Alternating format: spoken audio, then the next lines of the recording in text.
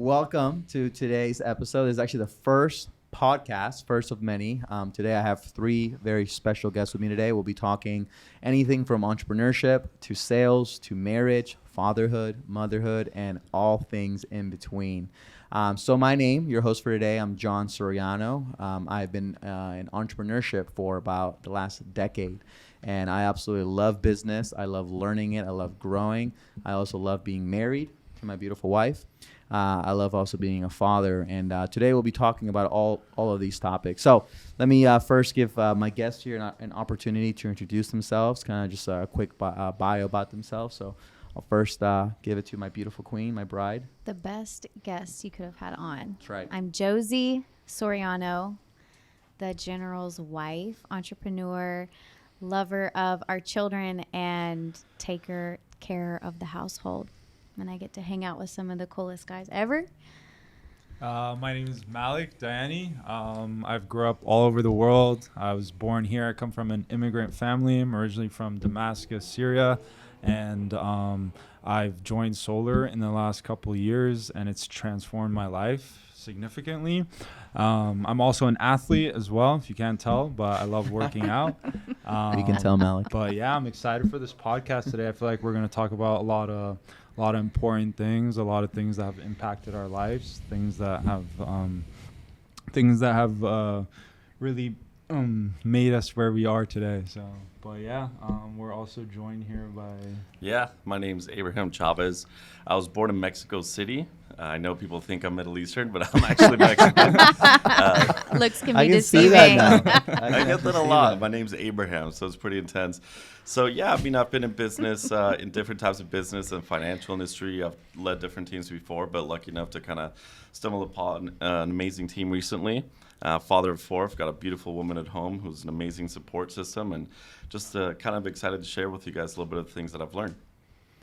That's good. Well, hey, I mean, I think our audience today knows who we're talking to. So I think a lot of the people that will listen to this kind of podcast, either A, they are in entrepreneurship, or maybe they're looking to get into it, right? They want to get into sales or business, right? They don't want maybe to be an employee for the rest of their life. So kind of the first, I think, topic of conversation for us today would be if you could talk to somebody that is just starting out in business, just starting on entrepreneurship or sales or anything in that category, and today's their first day, right? Today's they're like, cool, this is my first step. What kind of advice, what kind of wisdom would you give them? Or another way to look at it is, what wisdom would you give that version of you when you were first starting out? Like, I know for me, I'll kind of start. I know for me, the advice I would give them is to fail faster. Like, that's it. Just fail faster. I think too often when people start this journey, they're afraid of failure. They have that perfection mindset that they are waiting until everything's right to take action. And actually the reality is in entrepreneurship, just fail faster.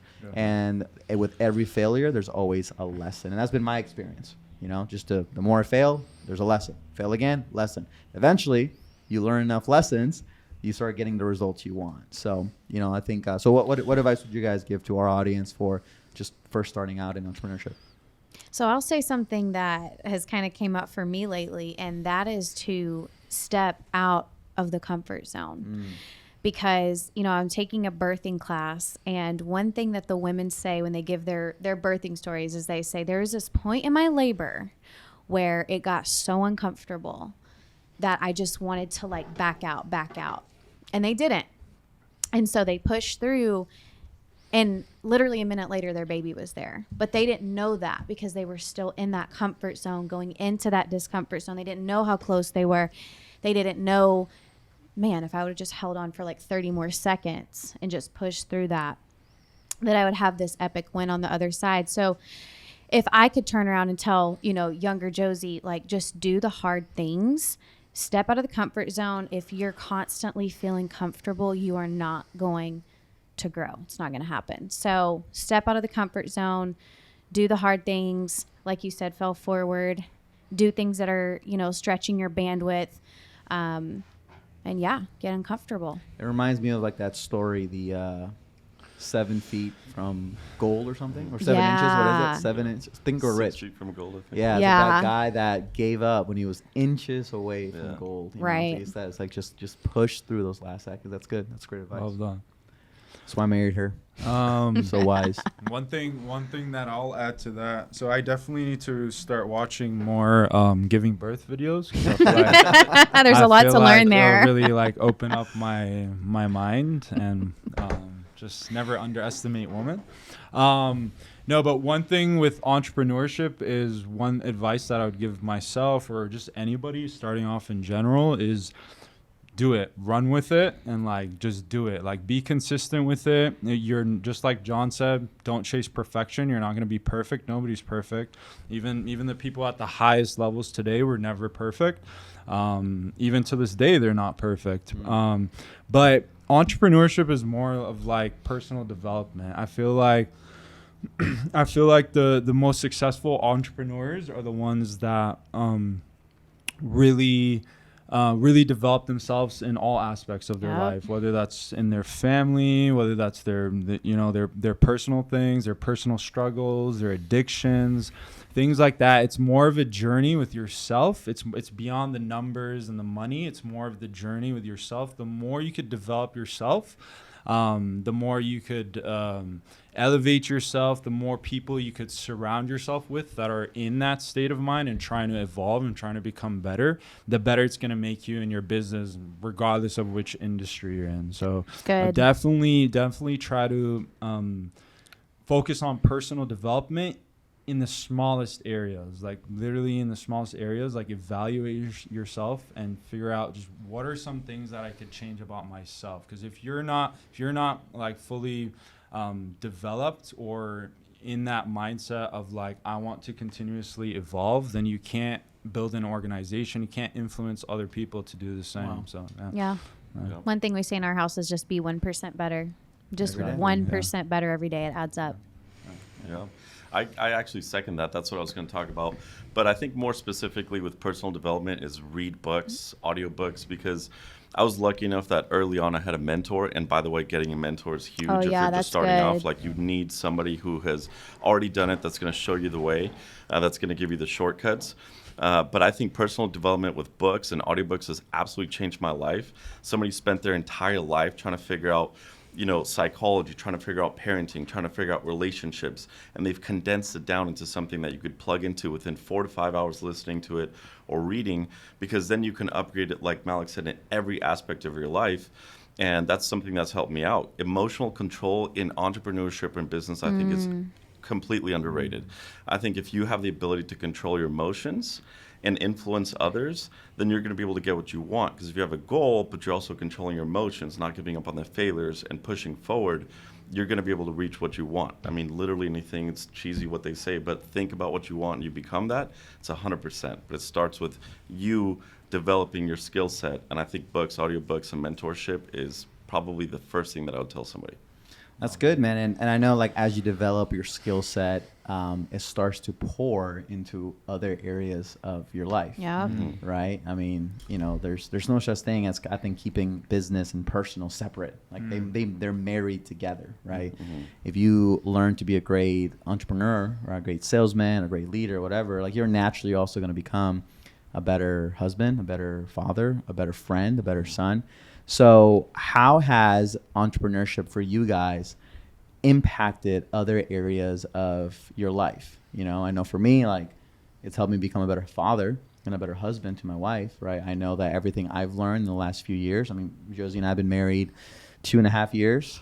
Praise Jesus. Thank you. And many more to go.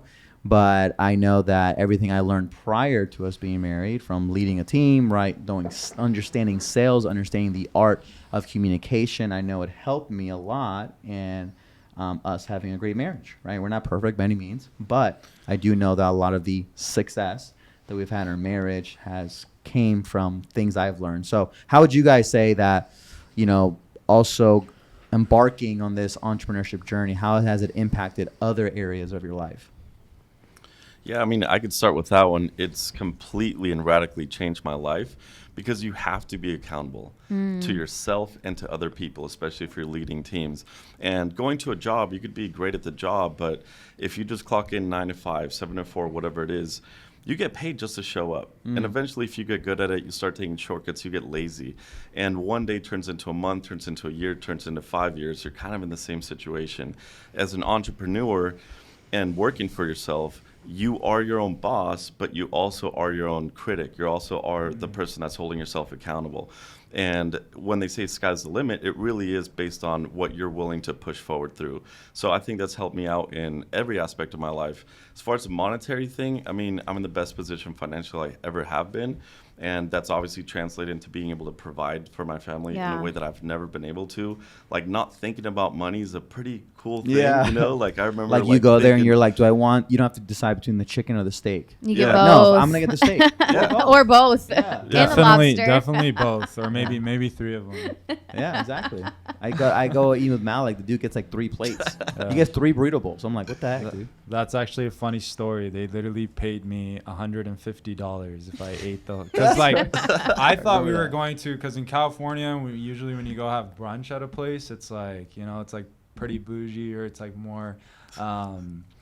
they're more smaller portions. We were out in Utah. I was like straight American diner, and I ordered like 4 plates and paid like $7.25. Yeah, and so like cheap. yeah, but that's a pretty funny story. But. Yeah, and to follow that, like being able to do stuff like that, not have to worry about how much gas is, not having to be able to worry about how much the grocery bill is. And then we just had family in town who left. We get to show them like, this is the type of lifestyle that you can have. You don't have to worry about how much the bill is. We can take the whole team out and drop a couple grand, you know, on dinner, and being able to show that to people who are still in those old paradigms, like Abe said, and, you know, just addressing that there is a whole different way to live.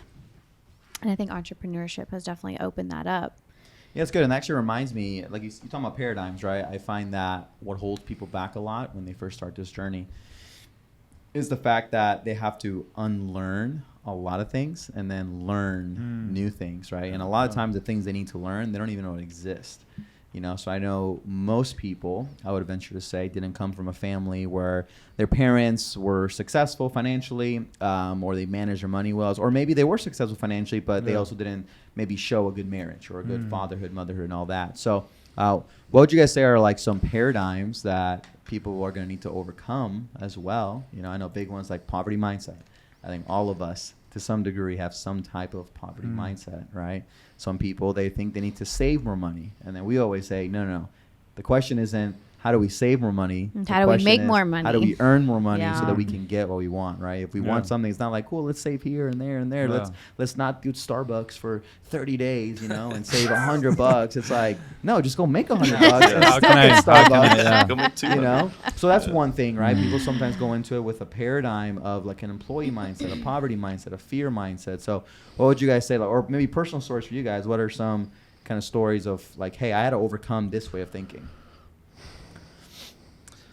Yeah, I mean, so for me, I think it was standards. You know, I think we all live up to our own standards. And I think one of the paradigms is like understanding that as you develop, your standards increase, right? Like, I think all of us could agree if we make less than, say, $100,000 a year, now it's like, no, I'm not okay with that. You know, they asked Mark Cuban, if they took away all your money, would you be a billionaire again? And he said, well, I probably wouldn't be a billionaire because you have to be lucky, but millionaire for sure. Yeah. So he's like at that standard. So I think the paradigm is like who you see yourself as, what your self-image as is at the moment. If you're able to escalate that, there's a lot of fear involved into the unknown, the uncertainty.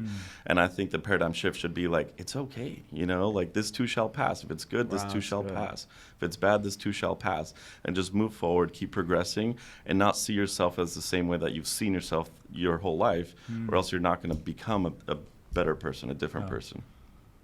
Yeah, kind of to like tag off of that, like just we talk about this all the time at Legacy, but it's literally your worth. Like, what am I worthy of? A lot of, I feel like, especially young entrepreneurs, one of the biggest struggles that they face is like they look at other people that are like 20-year-olds or 21-year-olds, and there's this thing in society where they're expected to be a certain way just because of their age, where you got to look beyond that. You got to look at the top like 1%. Like 1,000 years ago, there used to be 15-year-olds that used to run an army into war. So like your age is never relative to what you can achieve. It doesn't matter what people are doing on social media. That's It a good doesn't one. matter what people are doing in college. It doesn't matter what your friends are doing that you went to school with. Like, what am I going to do? What I want to do is, like, I'm only 27 I'm only 27 right now, but I don't care what all the other average 27-year-olds are doing. Like, there's people right now that are 25, 26, like the CEO of Gymshark, I think, is like 26 years old. Wow. And he runs $1 billion company. So, like, why am I not at that level right now, right? But it's literally your worth. Like, I feel like what you're worthy of, what you tell yourself you're worthy of, is one of the most important things. Like, I don't believe that anybody in the world can achieve something that I can't achieve. Like, if I see somebody achieve something at that, I know at one point that person was an average individual and he got there. But everybody that's up there was at one point an average individual or somebody that wasn't as developed as where they are, where they currently are. So That's good. Yeah. But yeah, it's super important to, like, be worthy of where you, like, what you want in life, you know, and be clear with that, you know. Like, some people are not. Do you guys ever ask yourselves, like, where you want to be in, like, 5 years? I feel like a lot of people kind of focus on the now, right? But it's like, where do I want to be in 5 years, 10 years, 15 years, 20 years? Like, I want to see myself. I want to envision myself as a 60-year-old, a 70-year-old that, like, looks back on life and looks at the leaders that I've created and the people that I've influenced and the things that I've done, regardless of what age I was at whatever time that was. So, Yeah, nobody can do you like you can. So, you know, I think it doesn't matter, like, what the paradigm is, whether it's poverty mindset or trauma mindset or a victim mindset.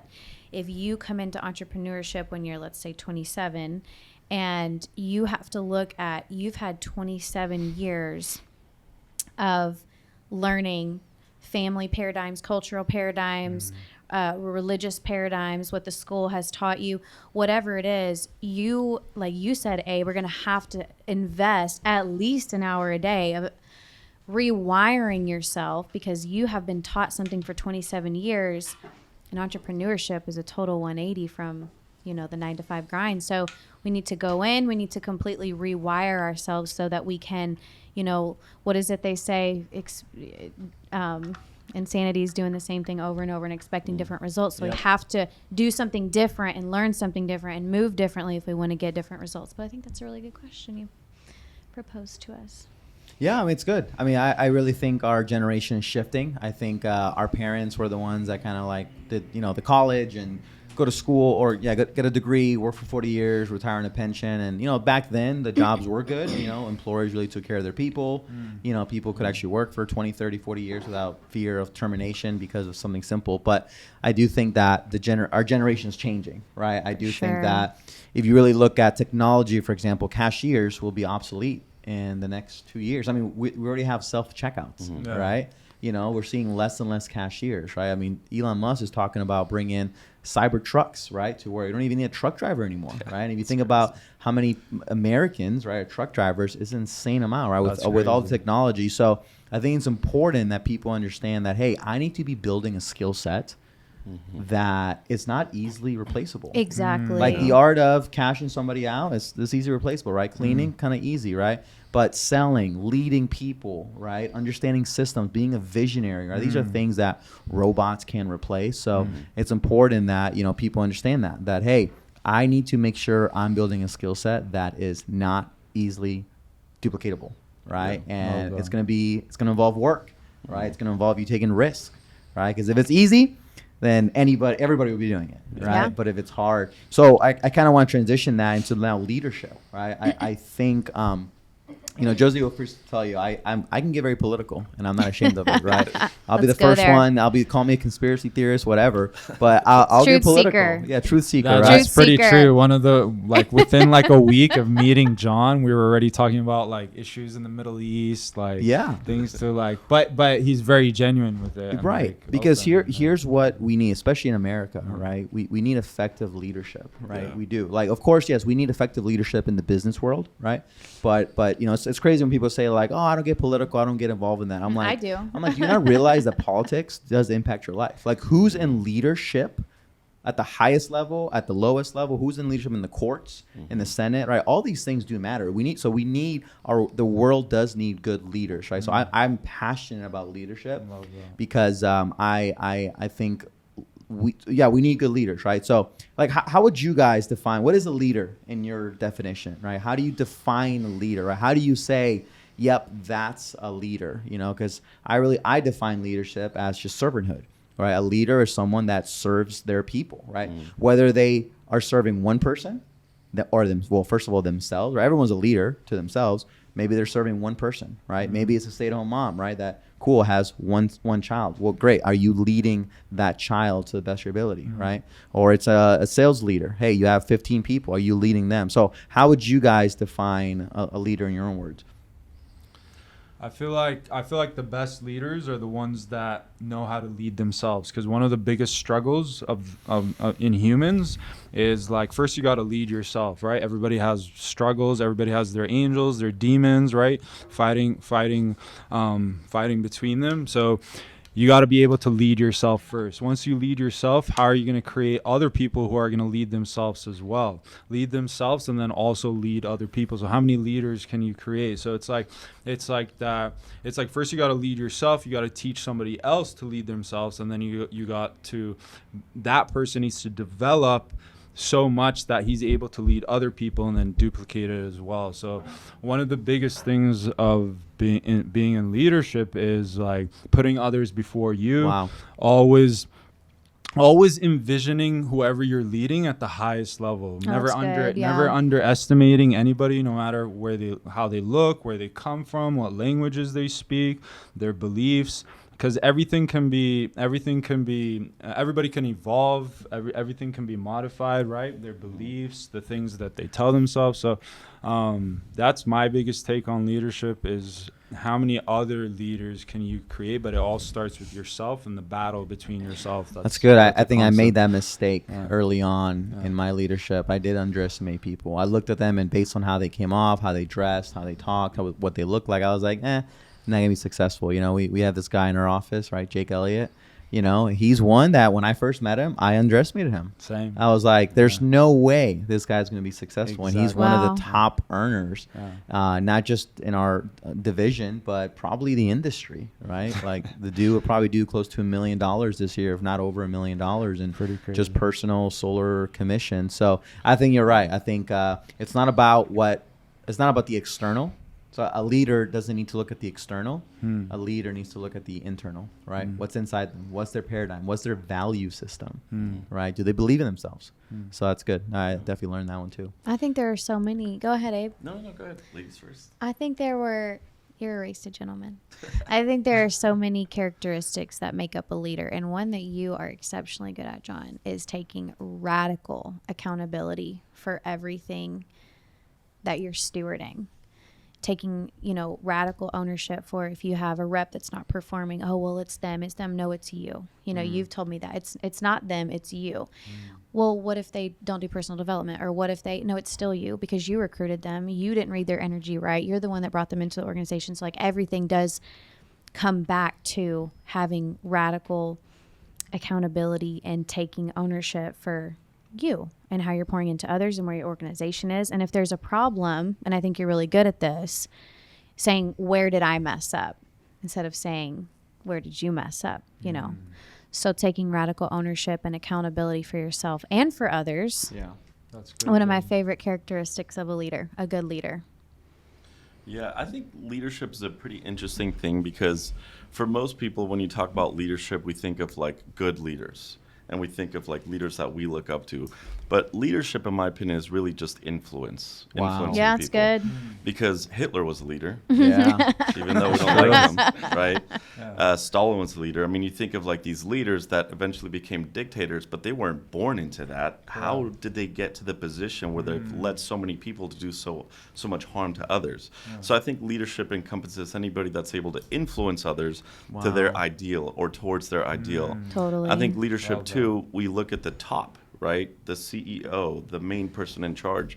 But there's also a lot of leadership of not necessarily taking all of the responsibility and all of the the things that come with leadership and all the recognition. Yeah. But I think there's a lot of leadership in the middle where you're not taking the credit for what you did. You're giving it to others. Exactly. And only you know that. And you know it made them feel better, which is going to make them better.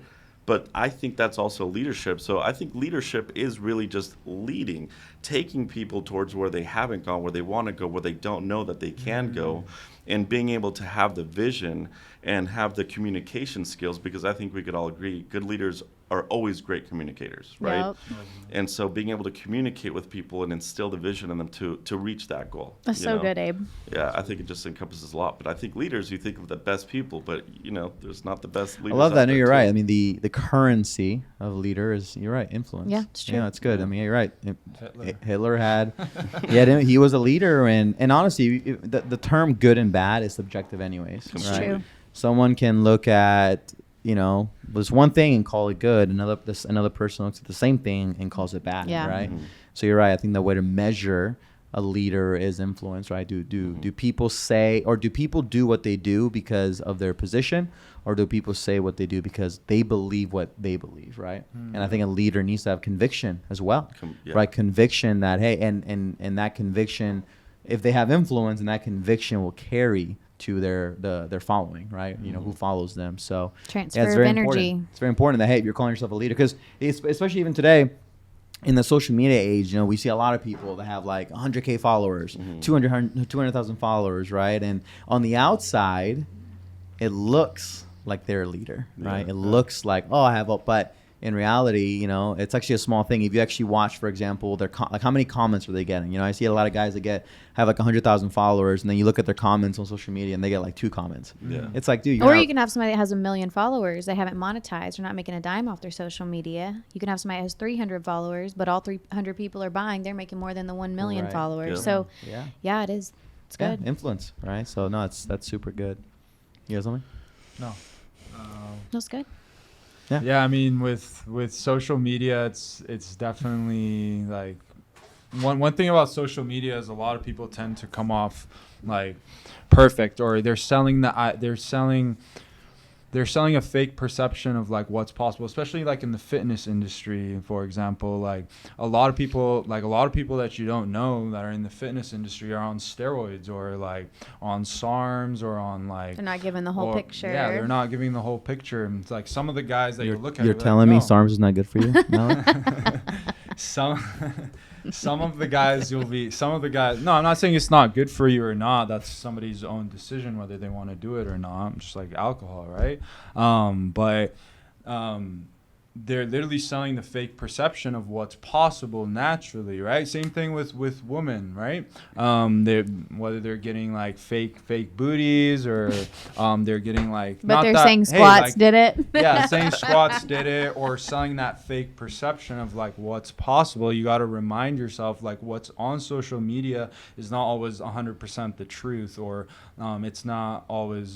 it's not, because people don't share. We talk about this all the time, how people don't show their faults on Instagram. No, they show the highlight their failures reel. They show their highlights, and that's literally what Instagram has, is their like highlight reel, like right under there.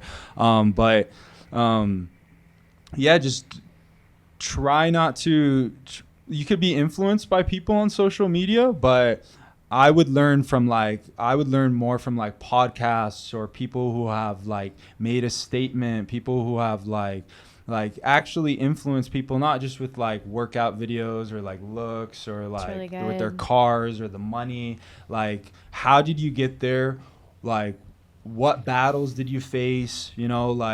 How many people have you influenced? Like, where are those people? Like, what have you done? The results. You could learn a lot of that on podcasts. Yeah. Like, it's like there's a saying in the Bible that goes, "Judge a tree by the fruit it bears." Yeah. So it's like inspecting the fruit, right? It's like, does it have good fruit in their lives, right? Does this leader, right? If like, let's say someone wants to follow this specific person, cool. We'll ask a couple questions. Okay, like you said, whose life have they impacted, right? Are they really impacting people deeply? Right. It's like the single guy who's a marriage coach. Yeah, it's crazy. I've seen that out there. I have literally seen guys who are like relationship coaches, but they're single. They're not even I'm in like, a that doesn't relationship. I'm like, that doesn't make sense. I've seen that. On their I've seen fourth that. marriage. It Yeah. doesn't make sense. I'm like, how can you talk to me about relationship, but you haven't proven to me the concept that you can be in a relationship long term? Proof of Sure. concept. Can you get in a relationship in and Yeah. out? Of course, but it doesn't make sense to me. Like, literally, I've seen guys who have like coaches or programs on like, yeah, we'll show you how to be in relationships. I'm like, I think that should be coming from a married person. Yeah. You know, for a sure. person who knows what it takes to not just get a relationship, but keep it and then have it thrive. Yep. Right. Yeah. It's just crazy. Yeah. No, it's just crazy the type of content sometimes we see out there. So yeah, you do gotta judge a fruit or a tree by its fruit. Yeah. You know, it's very important. One thing, John, before we move on from leadership, so I kind of want your guys' opinion on this. So not to get like to the actual names of the politicians or leaders that we have currently, We can go there. but Actually, I was literally about to go there. I swear, I was. So the whole point is like I've heard this. I didn't come up with it, but they say tough times create strong leaders, right? And then strong leaders create good times, but then good times create weak leaders, and then weak leaders create tough times, right? You actually memorized that. that cycle That's because it's impressive. interesting to me, you know? It's true. And it's like I look back in just the last 20 years of, you know, just being here and kind of seeing the differences. Like I wasn't into politics. I wasn't into any of that stuff, you know? Now that it's actually starting to affect my life more, I'm Right. interested in like, okay, what are your policies? What is the issue that you're trying to push? How do you handle conflict, right? And I feel like a lot of times, like even though a lot of people, you know, didn't like Trump and initially, like I'm going to be real with you, I hated Trump, but you know what? The policies that he put in place, like, you know, a lot of them I make sense with. And I feel like personally, and as a country, a lot of people felt secure, even though, you know, they call him a hothead or, you know, Twitter and all this, but they felt secure. Now I'm not sensing that from people. You know, I'm not sensing that security that our leader's going to handle us, you know, through the tough times. Abe, did Joe Biden win the 2020 election? Drum I roll, don't know. please. Did he? I say no. I say no. Only God knows. That's but right. That's a good answer. No, that's good. No, I like that, Abe. I mean, you're right. It is very important that we, as citizens of this great nation, like it's cool. Like me and Malik, right? We're immigrants. Like I was born in Honduras, and I remember when I was 5 years old, I saw my mom get robbed at gunpoint. You know, Jeez. picking me up from school. So I actually grew up near what's called the murder capital of the world, right? Honduras is one of the most violent countries in the world. It's crazy. I ran know by that. gangs. So like I know what it's like to essentially, you know, to some degree to be living in a country where you do got to kind of like watch your back, right? Like I'm grateful that here I can, for the most part, walk around and not have to worry about being robbed, right? Yeah. For the most part, right?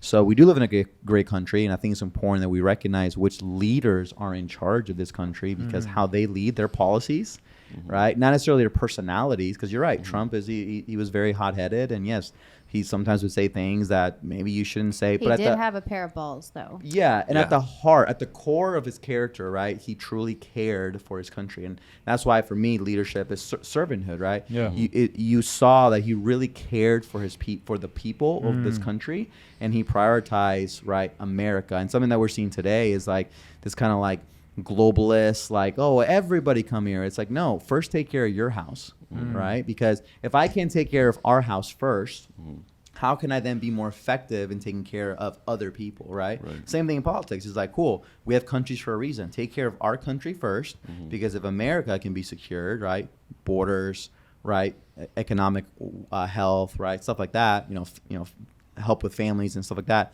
then we can be more effective as the leader of this world to take care of other countries, right? Correct. But right now, it kind of breaks my heart. We definitely are seeing, in my opinion, and many other people's opinions, poor leadership. So will Joe Biden get elected in 2024?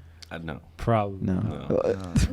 Guy, he voted. He voted for Joe Biden. I did not vote for Joe Biden. Actually, like a lot of people from my culture were voting against Trump because Trump would say like a lot of things like about the Middle East. But I was like, I was the opposite, right? Like I know like Trump's a businessman. I know that, yeah, sometimes he says things on camera, but it's literally because he's influencing. Just like you said, Hitler has an influence. I'm not saying Trump's Hitler in any way. I'm not saying Trump's Hitler in any way, but they all have their own touch, their own like version of how they're gonna influence people. And Trump was just being himself. I've never seen a leader in such a high level position do the things or say the things that he's done, and that's what separates him from the rest, you know.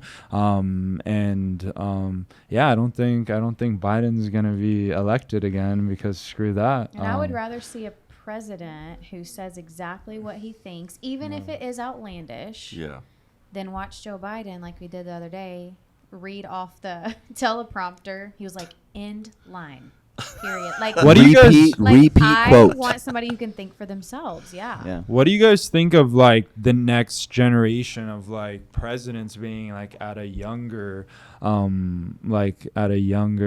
younger age? Because I feel like presidents over the last like 20, 30 years ever, it's funny, all they had like white hair. The House was actually talking about introducing a bill. True. So just like right now, there's a minimum age to be a president. You might have to. There might be a maximum. Yeah, you have to be at least 40. 40? Yeah, I think 40. I feel like that's a 40 age. minimum age. But you have to. But there's no maximum. And I think they were talking about introducing like, okay, once you're past 70 or something like that, you can be president. Because you're right. I do think it's important. So going kind of leadership and politics or whatever, the leader needs to be aware of the times. Yeah. Right? Read the room. Right. Like, okay, cool. I'm a leader in the solar industry. Right. I got to understand, okay, what's my general audience in this industry? Right. I got to understand, okay, most people doing solar are in their 20s. Right. Like the majority, right, are in their 20s, then 30s, and then very few are 40 plus. Right. So I have to understand, okay, how does a 20-year-old think? Because a 20-year-old thinks different than a 40-year-old. And I find that usually, going back to the presidency, like, yeah, if we have an older president, sometimes they're not hip with the times, right? They don't understand what the American people really need, because times are changing, right? How you led the country in 1980 is a lot different than 2022, right? Or how you led the country in the 1800s is a lot different than today. So I think a leader, whether it's the president of the United States, right, or a leader in business, needs to understand like the needs of their people, right? And I think right now we're seeing that our current president doesn't understand the needs of their people, right? Doesn't understand that, things like, hey, we can't have inflation at 10%, right? We can't have gas prices at $6, $7, right? We can't have unsecured borders, right?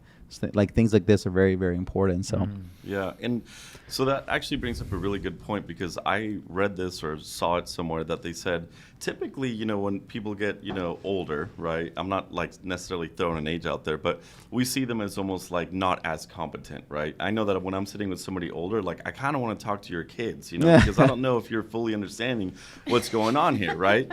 And it's like for somebody to be leading the country, that I mean, I don't care how much you hate Trump. I think everybody agrees that Biden isn't competent. The guy could barely even get words out there.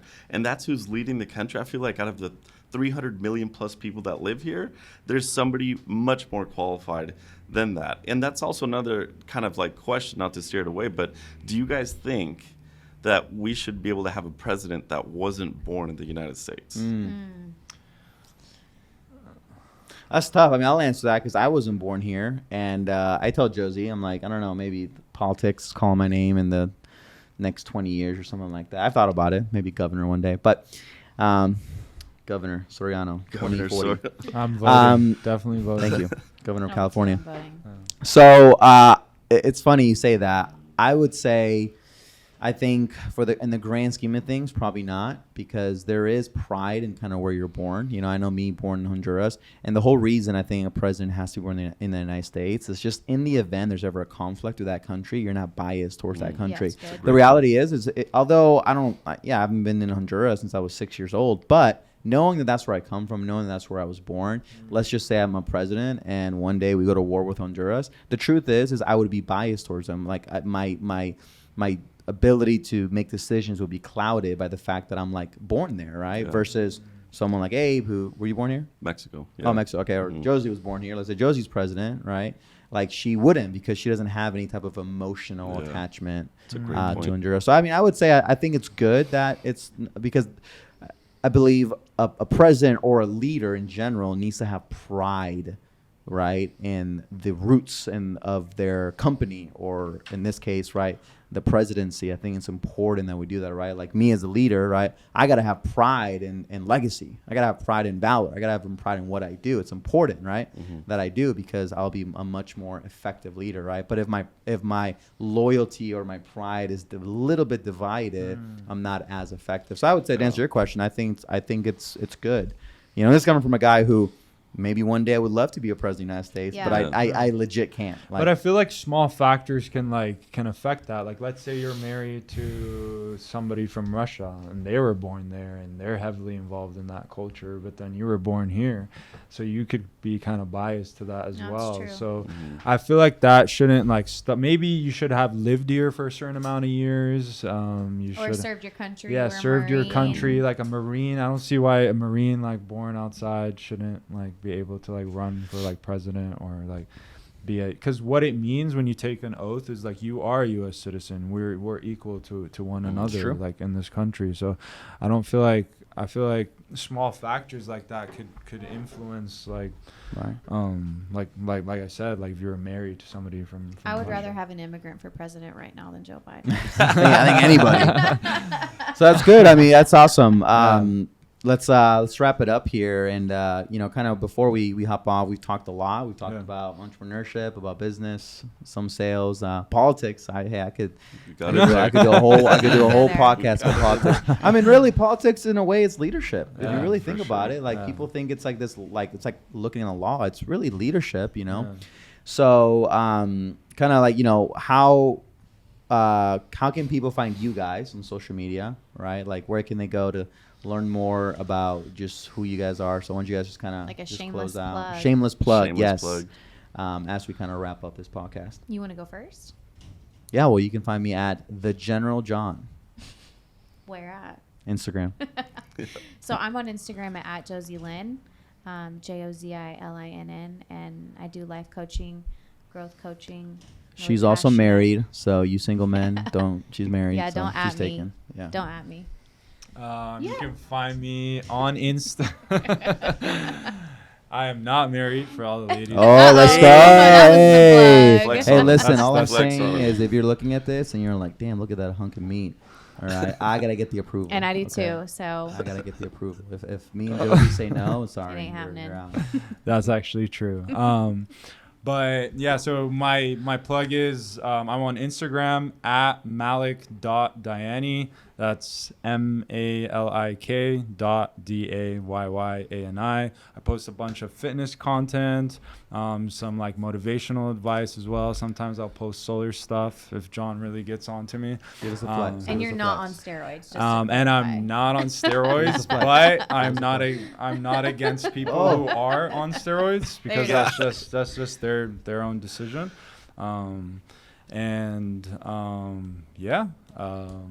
Yeah, this podcast was really good. Yeah. So I don't post a lot of fitness stuff on mine, mostly with family. He's going to soon. So stay tuned. So my Instagram is Strive for Excellence, the number 4. And I just post a lot, mostly family stuff there. But on my stories, I do post a lot of stuff, motivational things. I'm on Facebook too. Sometimes I'll throw a thing in there, about value. But yeah, no fitness stuff, mostly just family on there. Strive for excellence. You don't have to post fitness stuff to be cool. No. Well, this was great, guys. I appreciate having you guys on. I feel like this conversation was really impactful. And to our audience out there, thank you for tuning in today. Again, today we talked about sales, business, leadership, politics, right? How Malik's going to run for presidency in 2050. So thank you guys for tuning in, and we will catch you on the next podcast. Yep.